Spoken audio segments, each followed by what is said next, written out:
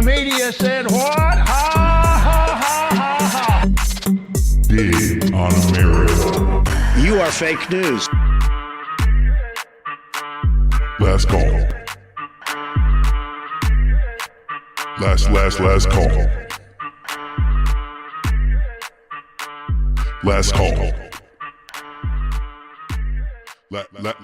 Last call. Well, hello. It's a little different this week. Normally, you would have Lourin Hubbard, and I would be your co-host. But this week, Lourin Hubbard had another issue that he had to attend to. So you have Brent Hennrich and my lovely 11-year-old daughter, Brianna Hennrich, here. We're going to go over some of the top of the week, and we're going to speak with Jason Call, who is running for Congress in Washington's 2nd Congressional District and has a top 2 primary coming up where votes will be counted starting on Tuesday. So just checking in, Brianna, are you ready to do Rose, Bud, and Thorn? Yes. So this is something Lourin and I do each week. It's give us your Thorn, give us your bud of something that could go good, could go bad, but good you believe for the future, and something that fully bloomed. So, Brianna, give me a rose, a bud, and a thorn. I don't know. You don't know. I don't know. Okay, well, you will be part of my list because Rose, Bud, and Thorn, since last week, had you out of town with Grandma and Grandpa, and that was quite a bit of a rose, and we had our first just adults over dinner party since you were born. The bud was some of the conversation that came out of that really could turn into something big or turn into nothing at all. And the thorn is you came home with COVID. All 3 of you came to my home with COVID. That's Rosebud and Thorn. Give me yours. A rose. I went to my uncle's pool, and then a thud. What's a thud again? A thorn, something that's bad. Good, bad, and not sure. It's middle. It could turn good, could turn bad. And then a thorn is that I got sick. Okay. And then the other one is that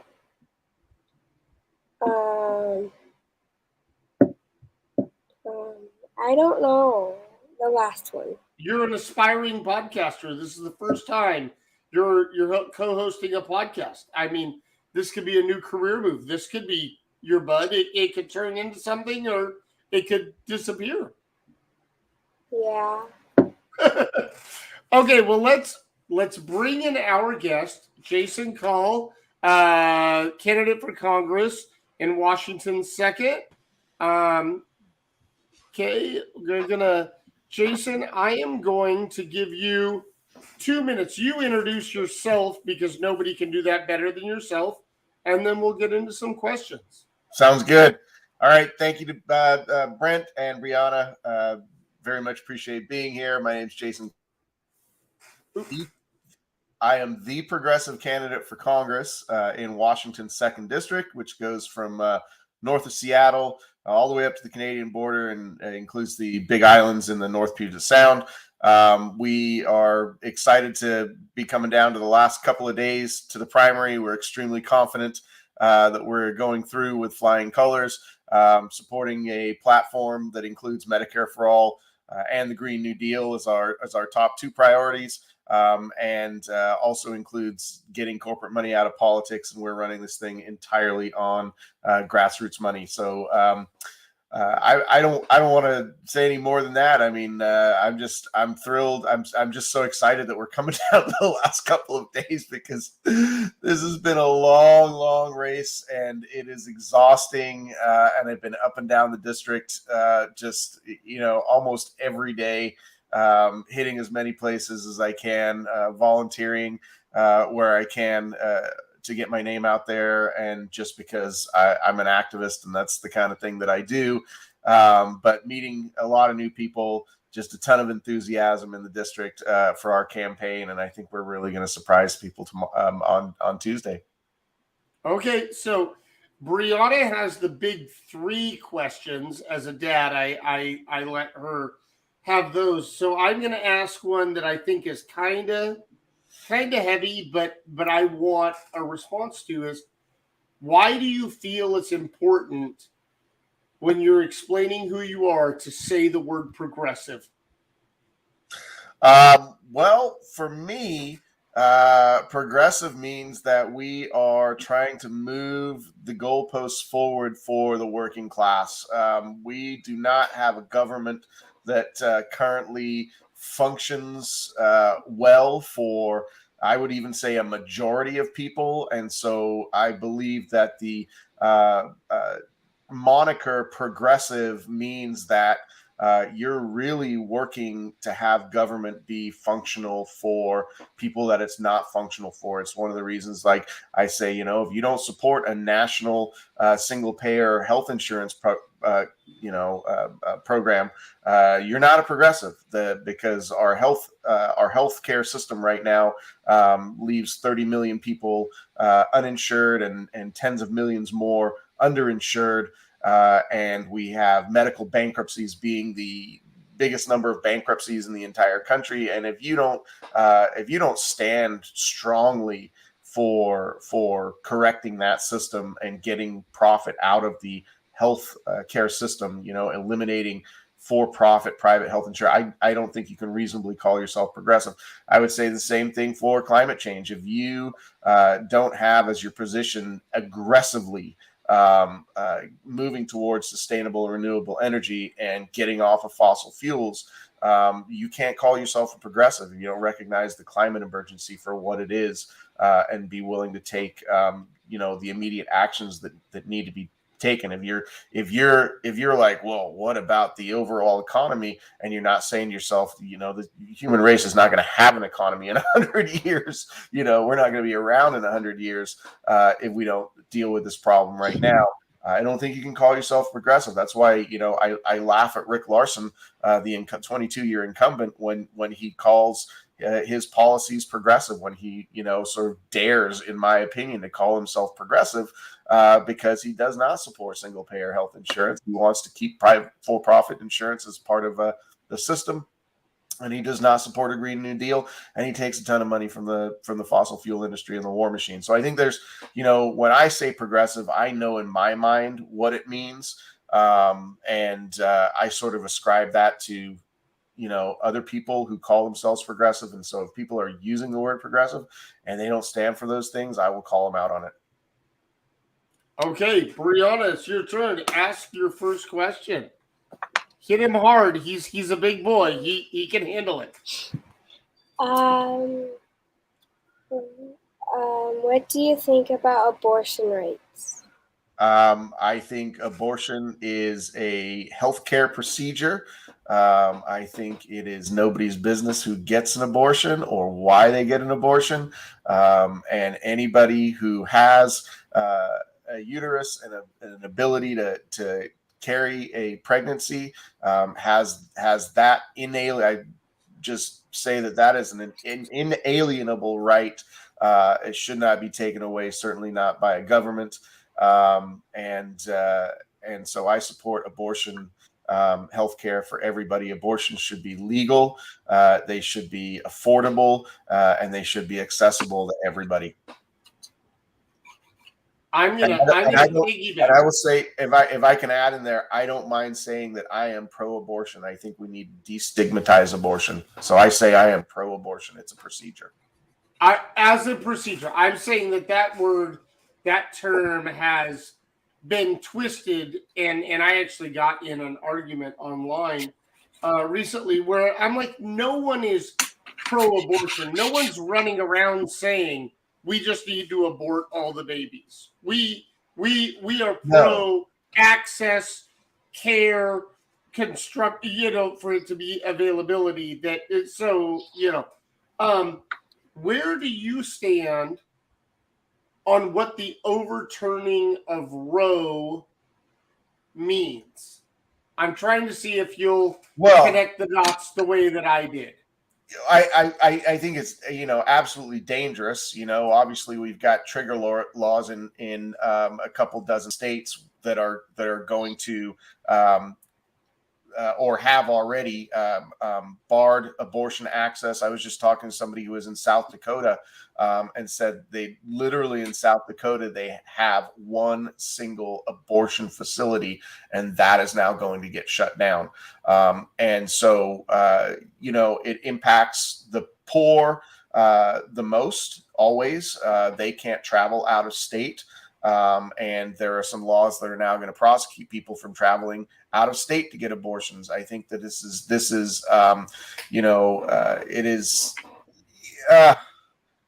it is so anti-human rights, in my opinion, as to be a crime in and of itself to have gone into effect. And I think aggressively, we need to work to take back the Supreme Court. So I'm for full abolishment of the filibuster for many reasons. Full abolishment of the filibuster and an expansion of the Supreme Court. It is not beyond precedent. And really the last few years of the Supreme Court, going back to when the Republican Party stopped Merrick Garland from being nominated and voted on, or he was nominated, stopped him being voted on to go to the Supreme Court. We saw how disingenuous and dangerous the Republican Party was going to be in terms of our federal judiciary. So, I say go after it with everything that we've got, leave nothing on the table. And while we're at it, we can overturn Citizens United and a number of other terrible laws that this current Supreme Court has pushed down on us over the last month to 6 weeks of just absolutely terrible decision making, and the things that we know are in danger in the future, like gay marriage rights. There's so much on the table, and I think that here's the thing: is those opinions that have been pushed down by these Christian theocrats in the Supreme Court are not representative of the United States. They're not representative of what the vast majority, not even just a little majority, but a vast majority of people believe in or support. We just have a loud and vocal, and I want to be clear also, it's not, this is not just on behalf of Christian theocracy. These ultra right-wing judges are, they're corporate fascists also. They want corporate hegemony in this country. And so that's something that we're going to be fighting. They want an authoritarian police state. They want corporate hegemony. Like everything that you read in 1984, that's what these people, and The Handmaid's Tale for that matter, that's what these people are going to start pushing down on us. And so I say we just go after it with everything we've got right now. Yeah. I have to say that my daughter, who's here with us, definitely does not live in a bubble. We talk about all topics in this house. No word is off limit, but when you say what happened in 1984 in Handmaid's Tale, I don't believe she's read that or seen that, and I really hope it does never come to that where she has to know what that is. It's that's a rough state. My big thing with Roe that I've been screaming about is the privacy protections, the things like you talked about with the additional cases that can be brought that could hurt more people. But we still haven't heard what this is going to do to HIPAA rights. We don't know what this is going to do to overall, if I'm your employer, I can know what the precedent on privacy is really scary. And that's where I believe that I've gone to women's rights rallies with Brianna, gone to march. I think Democrats are missing it by not screaming the word privacy, because I think that might shock more people from all sides of both aisles. It is, the privacy issue is something that I believe has been talked about in my neck of the woods. I gave we had right after the sort of what was it called, the forwarded decision. It hadn't actually come down yet, but the leaked. That's what it was, the leaked decision. We had a rally in Mount Vernon, the Skagit County Courthouse, and I was fortunate enough to have a speaking spot there. I talked for about 3 minutes, and that was the first thing that I said, that this is an assault on privacy rights. And I think in the people who are paying attention to this in my neck of the woods are very aware of that. Yeah, I just was bringing up that. Yeah, it's another talking point that Democrats need to do better in their messaging at hammering, because the word abortion turns people off before they've heard whether you're for access or against it. Yet somebody hears privacy and they're like, wait, whoa, I want my life to be private. Okay, Brianna, fire away. You have more questions. What do you think about gun control? Well, if we're gonna talk about what we should do with messaging, I think we should probably stay away from the word control and call it safety. I mean, the NRA at its when it first started was a gun safety organization. They are no longer a gun safety organization, but that was what the NRA originally was. In fact, if you go back and watch Michael Moore's movie Bowling for Columbine back in 2002, I believe that movie was. 20 years ago now, he really focused on the NRA as being when he grew up, he was an NRA member, and everybody in his neighborhood was a proud NRA member, and that it was really all about gun safety. Now it's about pushing guns for the gun manufacturers, and safety has nothing to do with it. So my opinion on this, and I will say, I know that this is actually a question that I get very frequently. And some people have said, I will not vote for you because of this one issue. And people will say, I think that the rest of your platform is great. I want Medicare for all. I definitely think that the environment is coming close to collapse. But you cannot take away my inalienable right to have an AR-15. And quite frankly, I disagree with that, because I look at the Constitution. I look at the militia part of the Constitution, which I think everybody needs to pay attention to. And if you are not part of a well-regulated militia, and the vast majority of people are not, you don't need to have a weapon of war. I don't think the Second Amendment is carte blanche to have every and any weapon that you want. And I think, there are some statistical things with the AR-15 that, we know they are not the cause of most gun deaths. I mean, handguns are the cause of most gun deaths, and most gun deaths are suicide deaths. But the fact that these particular weapons can cause so much destruction in such a limited amount of time, and extremely indiscriminate in terms of their targeting, I think that they are a public health issue. I think we have to identify them as a public health issue. And that's not to say that handguns aren't a public health issue either. But I think the handguns being a public health issue in terms of the number of suicides that occur by handgun, I think we could solve those problems by having, for instance, a single payer health insurance, where people who have suicidal ideation and aren't able to access the medications and the treatment that they need will have access to those medications and treatments. Now, I suppose the case could be made that those same people who may be accessing these guns, but the thing is, you see almost invariably the thread among these shooters, these mass shooters that we are seeing, is that there is a right-wing ideology running through these shooters. And so I don't think that you can cure that with a single payer health insurance system. And I think that we do have to ban AR-15s. And I know the gun people are like, well, this gun is the same as that gun. And I just want to say, just hold everything. Just hold everything. I don't mind that you have a gun for hunting. An AR-15 is not a hunting gun. I don't mind that you have a gun for your home self-defense. An AR-15 is not a gun for your home self-defense. I think those arguments fall flat.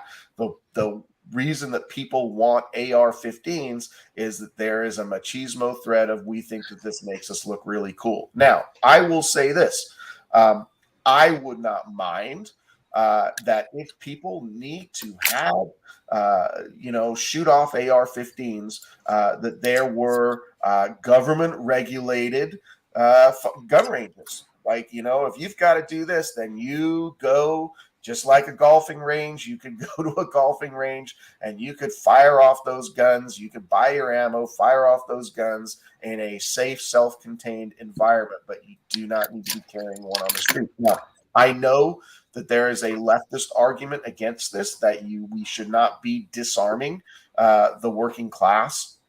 But the reality is, and I have friends in the Socialist Rifle Association and in the Puget Sound John Brown Gun Club, and I listen to their arguments and I hear their arguments, and I, actually respect those arguments, but I am looking at the bigger picture of what is happening with gun violence right now. And sometimes I feel like, if we want to solve this societal problem that we have, this is one thing that we may be having to give up. And I think a lot of times when you live in a wider democracy, that sometimes you can't have everything that you want, like this ultimate freedom, like I should be able to have everything that I want.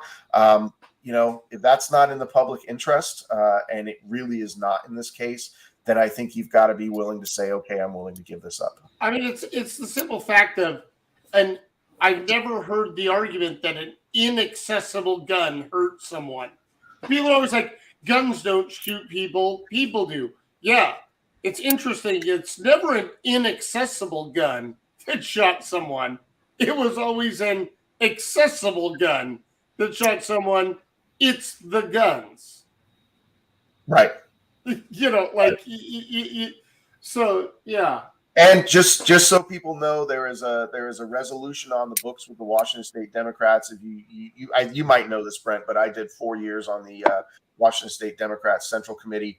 And while I was there, I was also the platform chair for the Snohomish County Democrats in 2018. And my team and I wrote we called it the Reasonable Firearms Controls Resolution. And what we are really talking about is reasonable firearms controls. And so we passed that in Snohomish County, and we took that to the state party, and we passed that at the state party. And so some of the laws that have been passed in Washington State, because as you know, we have some of the best gun safety laws in the country right now. And some of those came, like the banning of ghost guns, for instance, came right out of the resolution that my team wrote in 2018. We tried to get an insurance provision on there. There was no, at the time, there was no passing an insurance provision for gun owners, because what we had discovered is, and this may not be the case anymore, but what we had done with our research was we had found that insurance companies, for the most part, will not insure gun owners. And anytime you have an industry that the insurance a situation that the insurance companies will not insure, you've got to understand that that's a dangerous situation. That is a money-losing situation for the insurance industry, which is why they don't offer the product. It's the same thing.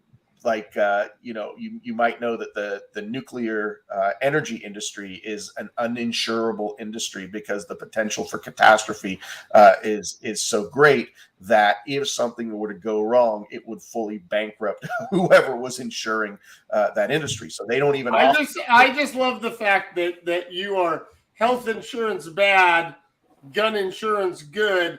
You can buy health insurance, but you can't buy gun insurance. I just got to give you a little bit of a hard time about it, but I totally understand. and you and I know that we agree on 99.9. Yeah. So it's yeah, but that is odd. Yeah, we wanted to include a gun insurance provision, but we couldn't find an insurance company willing to sell it. I'm not opposed to the overall idea of insurance. I don't, because healthcare is a human right. I don't believe it should be an insurable product. I mean, health insurance is. I mean, insurance is an exclusionary industry. That is the problem with insurance in the healthcare industry. Is exclusionary. It wants to exclude the bad risks and it wants to keep all the good risks. I mean, that's what insurance does. But you can't have that in healthcare, because what you're saying then is you're automatically excluding the people who actually need healthcare because they are sicker or they are more in need of the healthcare. Now, it's not the same as car insurance. That's not the same as property insurance, and that's not the same as gun insurance. So it's a different application of the insurance model. Okay, Brianna, do you have any more questions for Jason? I forgot my last one. Okay, well, you did healthcare, guns, reproductive. We got yours. I didn't do healthcare. You had said no, that. Jason did healthcare for you. Yeah, in the intro. I was trying to tee her up to say, hey, we'll get him spun up right at the beginning, but you just went right into it. No, you said I couldn't cut anybody off. Okay. So let me ask a question of Brianna. Can I put you on the spot, absolutely. Brianna? How do you feel about climate change? What are you doing in terms of paying attention to what's going on with our weather and climate these days? I'm basically being outside and inside. I don't know. I forgot. We are literally, Jason. So we live in a 3-story townhouse in central Vancouver. So the greatest part of the 3-story townhouse is we love everything about it, except for all the hot air rises. So right now, our air conditioner went out last year. We haven't been able to afford and or get HVAC scheduled to come out to fix it when everything goes.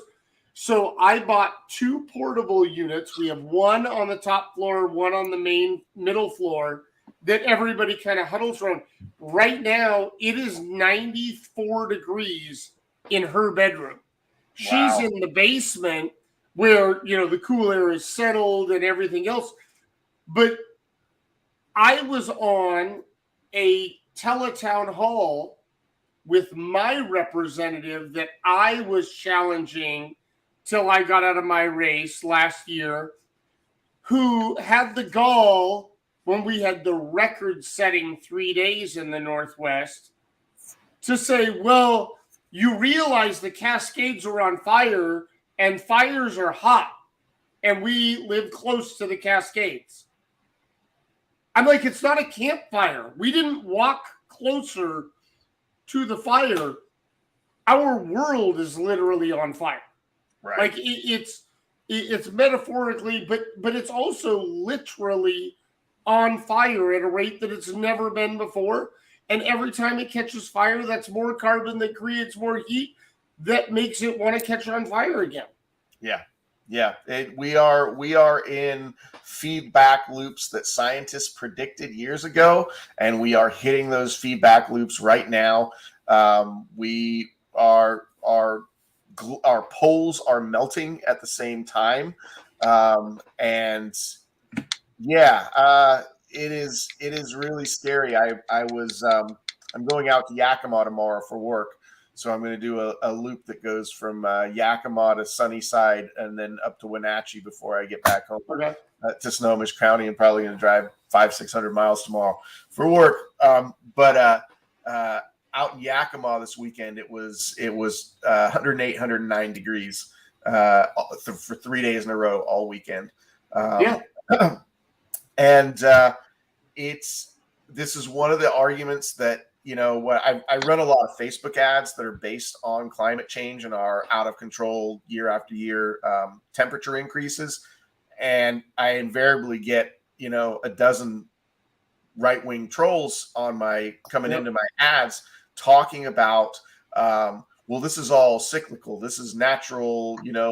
I had a guy today. We will explain how the ice age melted, and I'm like, it's this. You're not understanding the idea of, yes, that there are planetary cycles of temperature increase, but what we are seeing right now is beyond anything that we have deduced in the past from, That's the person that's going, it's hotter. It's hotter today than I ever remember it being. How is it cooling? Or it's like climate change is not weather, and weather is not climate change.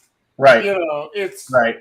The wind is blowing or not is not climate change. The wind changing directions forever is climate change. Yeah, there was a funny clip that came from the UK that was last week.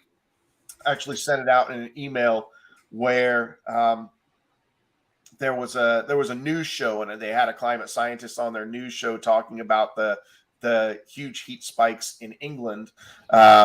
And she had said, as many people had done, well, back in 1976, we had 104-degree summer also.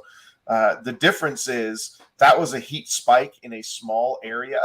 Yeah. And it was a very, very hot summer for England right now. And if you look at the global map of temperatures in 1976 and compare it to the global map of temperatures in 2022, it is night and day. Those are not the same maps. A couple of little hot spots. We have always had a couple of little hot spots for whatever reason here or there. But now, as you said, our entire planet has heated up. Our entire planet is on fire. I mean, literally 2 years ago, the entire continent of Australia was burning. So, and the state of California, I mean, seeing those wildfires in California where, you look up into the hills of Los Angeles, it's like, man, how close are they going to get? Los Angeles is literally burning right now. So yeah, and it's the only thing that's stopping it is that there's all the concrete in. But that's it. The human intervention that created the problem is the one thing that's buffering it now, but not in a good way. Yeah, and go ahead, Brianna. Sorry. When I was in California in Grayback, we were driving through the road, and it just went for miles and miles of dead trees, and it wouldn't stop, and it made everybody in the car sad.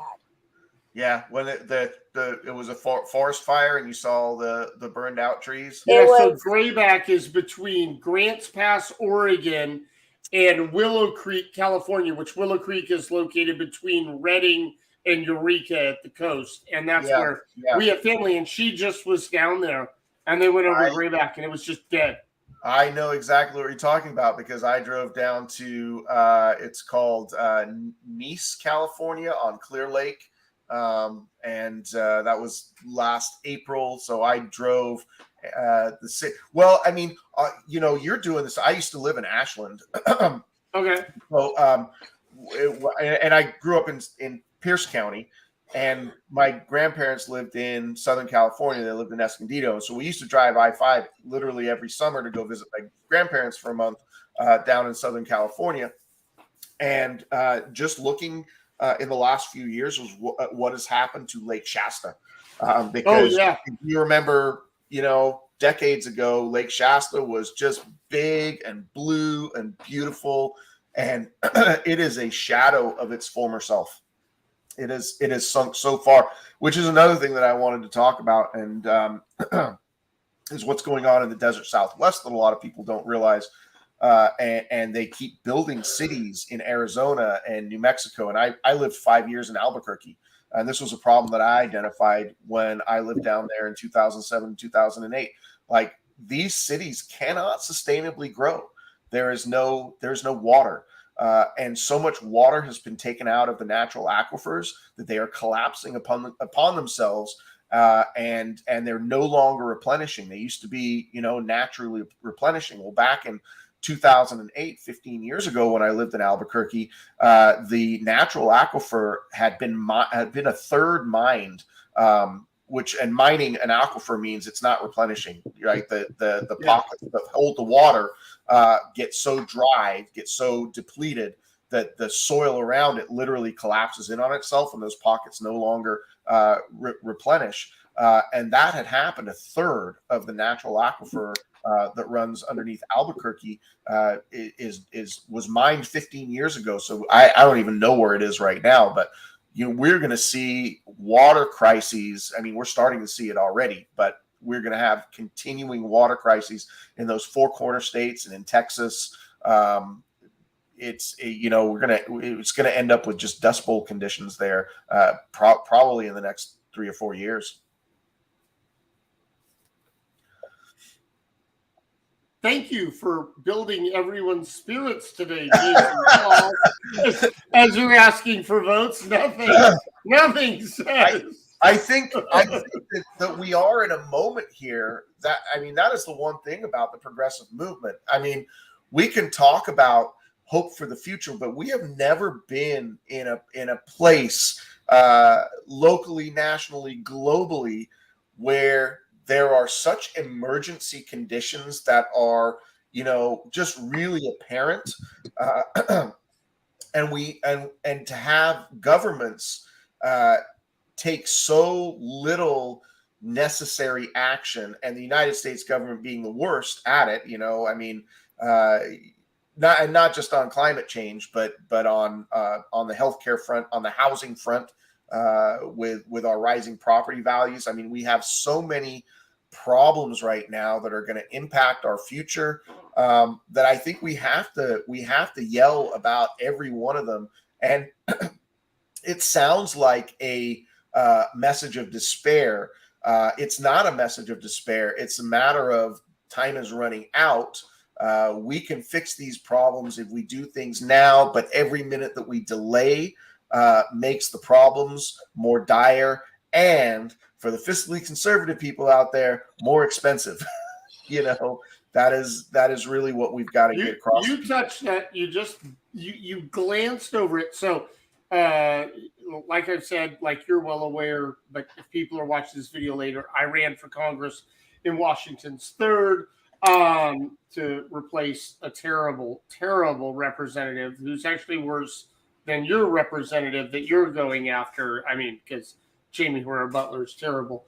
But you said housing crisis, and one place that I definitely was not on the platform, and I've seen you share the information, is and now I'm going to forget her name. She's running in the 6th against it. Yeah, Rebecca Parson. Rebecca Parson, where her thing of taking over and squatting it's gotten a negative story, but I've never been able to fully understand the concept of what she's saying to get housing under control. But I've seen you say, I stand with you. Can you explain that, like what the concept? Yeah. So here's the idea. There are a ton of government properties, federal properties, that are basically sitting empty right now. And what we want to do is convert those federal properties, or demand a conversion of those federal properties into housing. This is a housing first approach.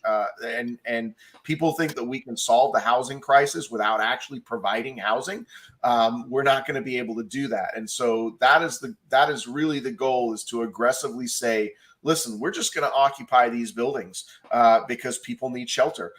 They need shelter from the cold. They also need shelter in the extreme heat.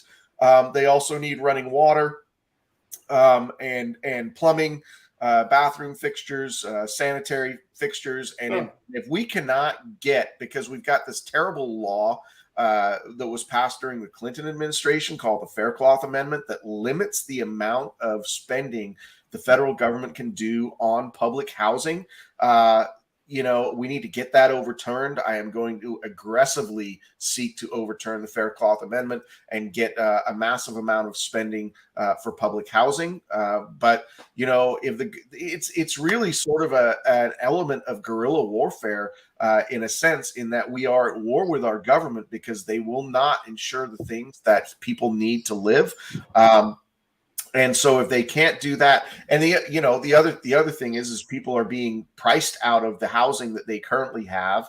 I have friends who are homeless or transient right now, and basically on Social Security and surfing from room to room with various people who might have a space. I mean, I had a space in my office that I'm sitting in here right now for almost 18 months for a friend. I didn't, rent free, didn't charge them rent. I knew that they were looking for a place, and that is, it's a burden for individuals to do that. Because people should have affordable housing. And I want to talk also about the affordable housing that we do have. People have this negative idea about public housing. People think about public housing projects, and they think about, poorly managed and high crime. I have to tell people that is not the case. There is public housing in Bellingham. There is public housing in Everett. There is public housing in Seattle. The Seattle Housing Authority has some fantastic low-income housing buildings. I know because my job in real life is I'm a commercial building inspector, and I have inspected a number of the Seattle Housing Authority projects. They're 200-300 studio 1-bedroom apartments, sometimes some family living, but the problem is they're well managed, they're safe, and the problem with it is, waiting lists for those properties are like 10 years long. There's simply not enough of it. So this idea that you can't have safe public housing is wrong, or that public housing is some kind of attractant for crime. It's absolutely wrong, because the Seattle Housing Authority buildings are fantastically well maintained, and they're there for people who don't have other options in private housing. And we just need to have more of that. That is what we need. We've got to. I can't argue against that.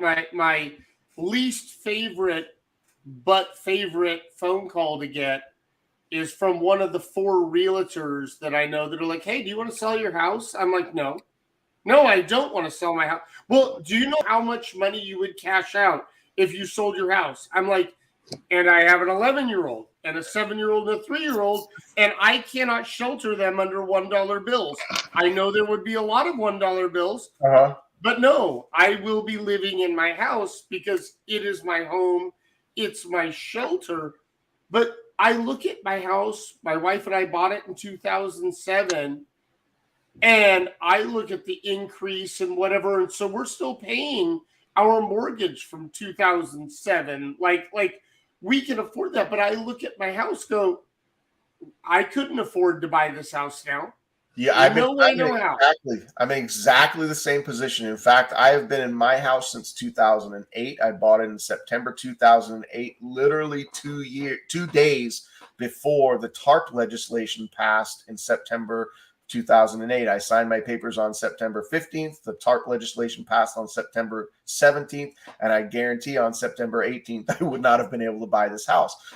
So I bought it at what was probably a high price for the time. I paid $375 for it. I got the interest rates were low, so I got a decent rate on my mortgage. And I've been in my house ever since. But what was a $375,000 house in 2008 is now over $800,000. And there's certainly no way I would have been able to afford an $800,000 mortgage. And people think, oh, isn't that great? Isn't that fantastic?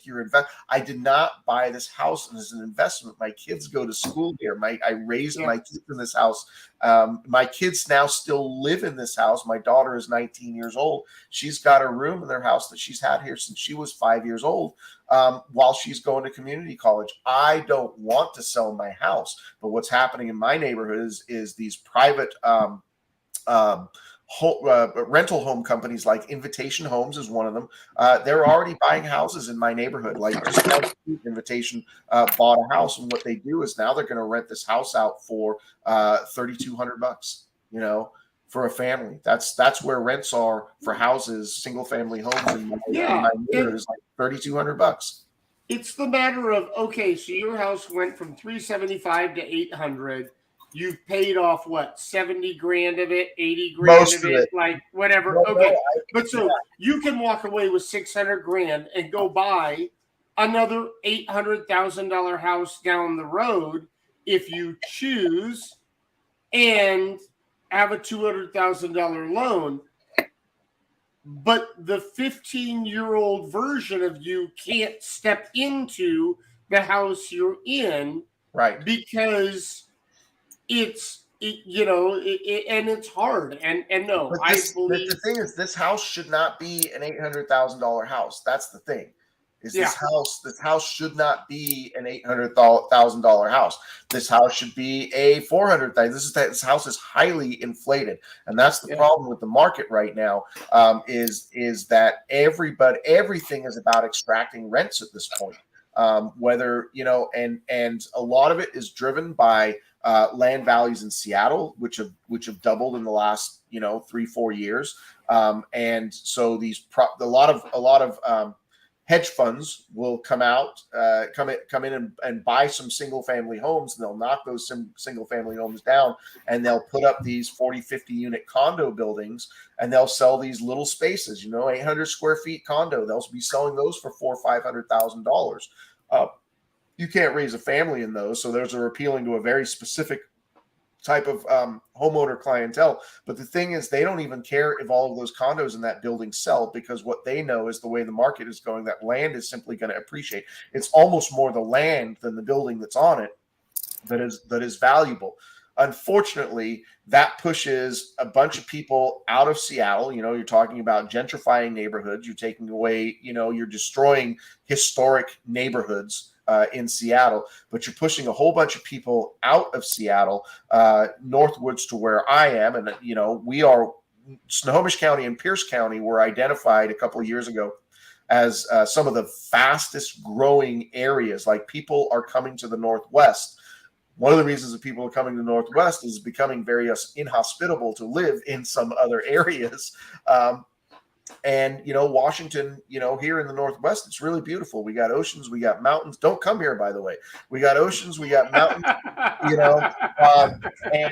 and we got beaches, we got forests. I mean, everything. I've lived here for 4 years, so I don't mind saying, hey, I'm a Washington native. But you've seen the population explosion in the Northwest, I'm sure. So just because of that, this is where the free market just kind of jacks up these prices, and landlords are squeezing everything they can, and out of businesses. It's hard, a lot of the, people talk about inflation. A lot of the inflation is occurring simply because of property values and rents. And if I think our federal government was going to tackle any one thing at all to stop inflation, it would be freezing, property value increases. Or even finding some way to push back property values. I don't know that what could actually be done for that, but certainly a price freeze on property values. It has been done before. Nixon did price controls back in the 70s to stop inflation. And I think that absolutely has to be done for rent. Again, one, because, housing, I believe, is a human right.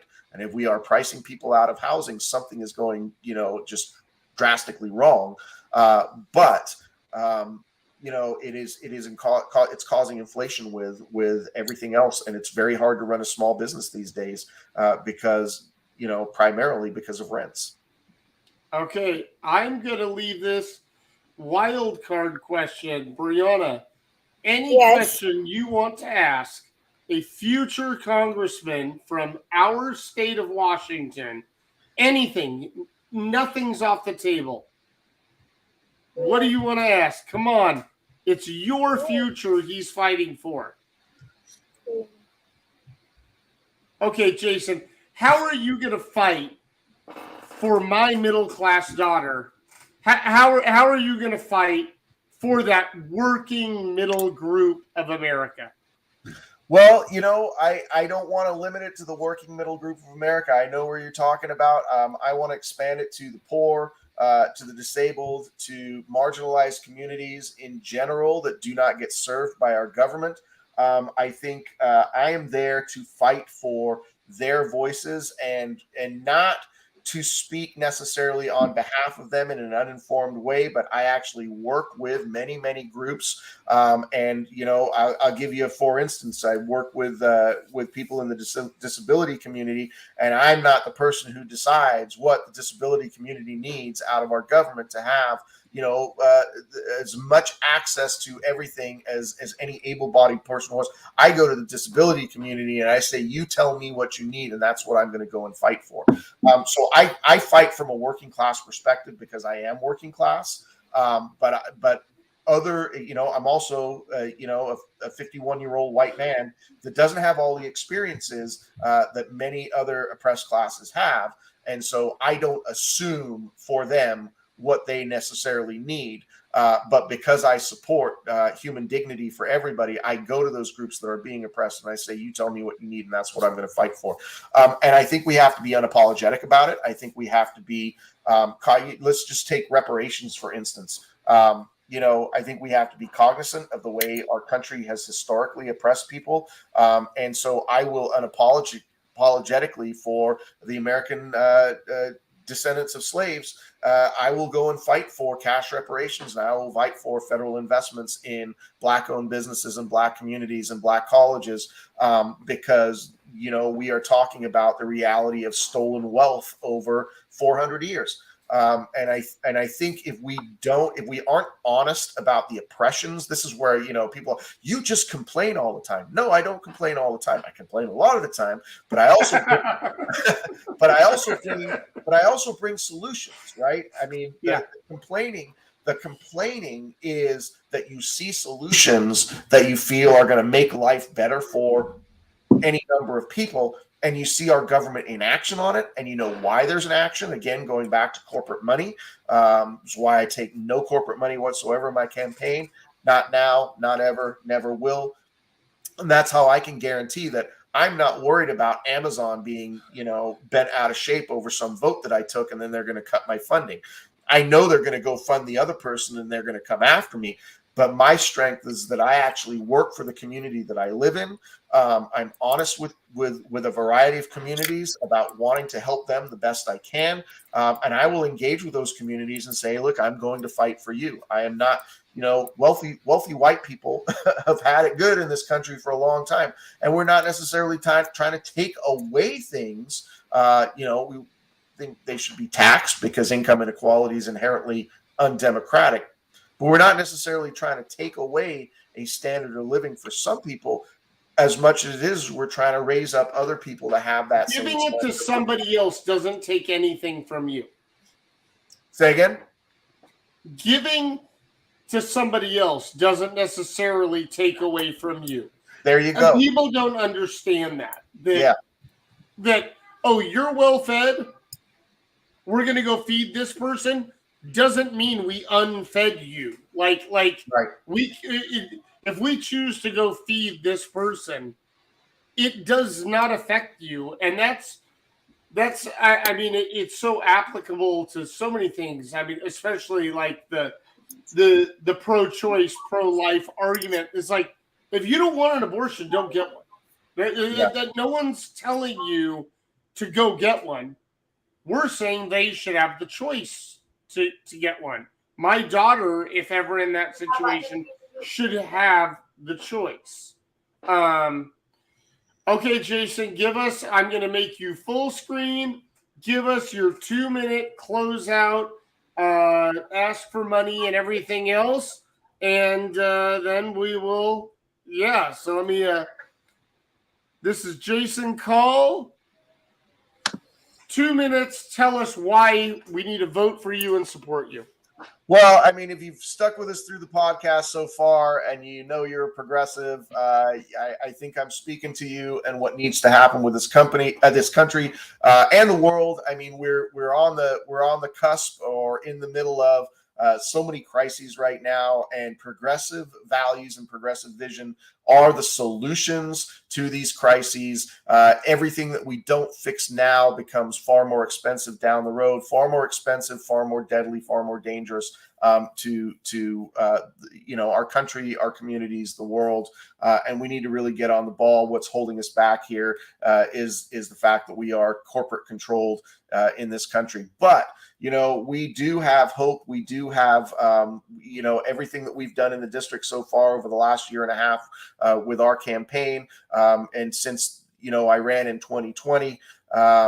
Getting our name out there, knocking on doors. We've out canvassed everybody, including the 22-year incumbent, and we have a very strong sense that we are going through to November and not only just squeaking it out, that we are going to come through with big numbers.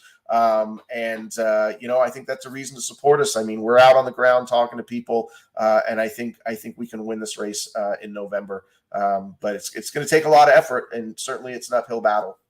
Okay, so I said that was your last, but TJ Johnstone, do you see on the screen?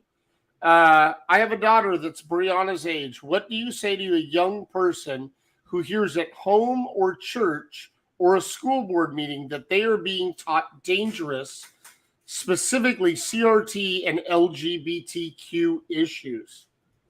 So I think the first thing I would say is that those are not dangerous issues. First of all, critical race theory is a college class.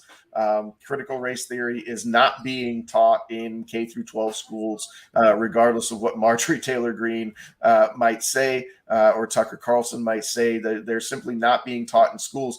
What we have, though, is a situation in public schools, and I know because I was a public school student, my kids are public school students, is that we have an educational system that has in the past whitewashed the effects of colonization. And I think that we have to, again, this comes down to how are we going to solve the problems for the future? Well, we can't solve the problems of the future unless we're honest about the past. The reality is that America was built on a foundation of slavery and discrimination, and with the Native American population's genocide. If we're not honest about that, we don't have to feel. This is not about shaming white people.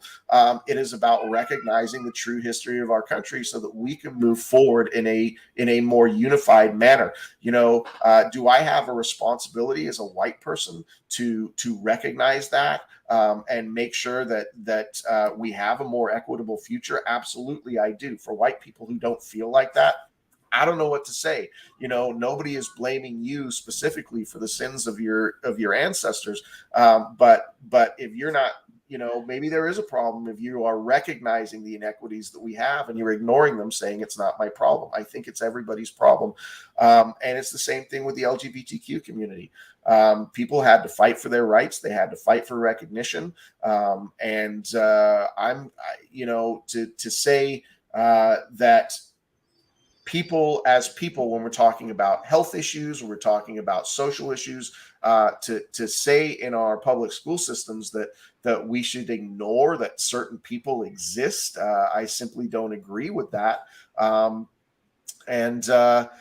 think schools need to be safe spaces. I mean, a lot of times people are not in safe spaces in their own personal life with their parents. I know that from personal experience with friends that I've had who have been gay, who have not been able to come out to their parents or have bad home lives because their parents knew that they were gay.